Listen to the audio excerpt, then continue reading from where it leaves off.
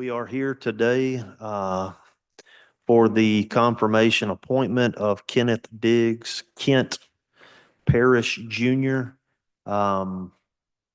If you will, there's a packet in front of you that's provided by the peer group. If you'll review that information briefly, and we'll pause for questions.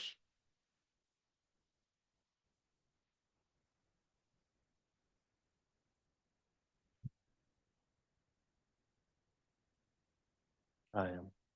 While you guys are reading that, Mr. Parrish, do you mind coming up?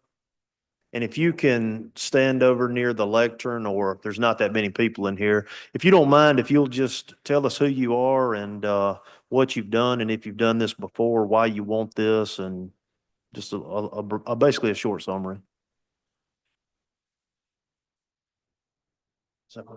Can you go? I'm sorry, Mr. Parrish. Can you go to the microphone? One second, Mr. Parrish. I don't think the microphone is on. I can, okay. Chairman's got it. Okay. Thank you, Mr. Chairman. Yes, I'm Kenneth D. Parrish Jr. I was born and raised in Holmes County. I worked for 7 years with the Soil Conservation Service as a project engineer in North Mississippi out of New Albany. Then I put in 37 years with the U.S. Army Corps of Engineers as the project manager on the mainline Mississippi River levees from New Orleans to Cape Girardeau. I also worked for 25 years on the backwater pump project. Don't hold that against me. And dealt with the EPA and a lot of times with DEQ and this sort of thing on all the projects I was involved with, trying to get permits and everything. So I'm well aware of what all they do. And I was instrumental in buying about 20,000 acres of mitigation land for the Vicksburg district and basically turned it over to Wildlife Fisheries and Parks to manage. So I'm familiar with that aspect of both these state agencies, what they do, because I worked real closely with them throughout that time. I am a certified project manager professional, and also a licensed professional engineer here in the state of Mississippi. Well, Mr. Parrish, thank you for being here today. I see that the peer committee has found that your appointment complies with the applicable state law, and that peer has found no potentially derogatory information regarding, if you could stay at the microphone, please, Mr. Parrish. I'm going to ask the committee if they have any questions at this time. You have a question? Senator McClendon has a question. Thank you, Mr. Chairman.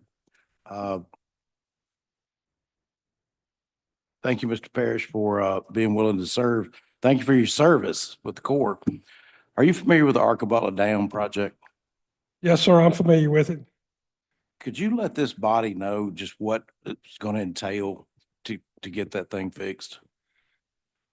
Basically, I talked to the geotechnical engineer here about a month ago just to get my bearings on it because I've had some experience. Basically, the dam, the Corps had been having trouble with it for a number of years and had just been putting Band-Aids on it. They went back through and checked, and it's been a big cavern up underneath the primary spillway. They've started designing a change. It's being reviewed by the Risk Management Center out at Fort Collins, Colorado. This, that, and the other. So they're in the design phase, trying to get something ready. And then they estimate it's going to take 2 to 3 years to construct it because they're going to have to take out what I was told, right where the primary spillway is. They're just going to move over and build it right there in the dam is what they're saying. You know, we used to go up there, and the citizens of Marks and Lambert, I met with them routinely up there. And when because I did a lot of extra jobs too with the Corps, and they know what to expect, and they know how that they're keeping the reservoir down low or as they can. Of course, when you get 3 or 4 inches of rain, it's certainly going to build back up through there. And but I was told they had all the money they needed right now. It's just a matter of time to get it through the process and certified as far as the repairs. And then get a contract course, and then it'd be up to the contractor. Thank you, Mr. Parrish. It- You got, Is it true that there's a hole close to the size of a bus in this thing? And that if it blows, Marks, Mississippi has 20 hours to evacuate? I don't know about that, sir. I mean, I've heard there was a cavern up underneath there, but I don't know what size, and, they said EOC up there knows, Whitman County EOC knows, what's going on. They're staying in touch with them all the time on the deal. But if that dam were to blow, approximately how many hours would it be for Marks to evacuate? Just guessing, it's not gonna be, a couple of hours really and truly. Sir.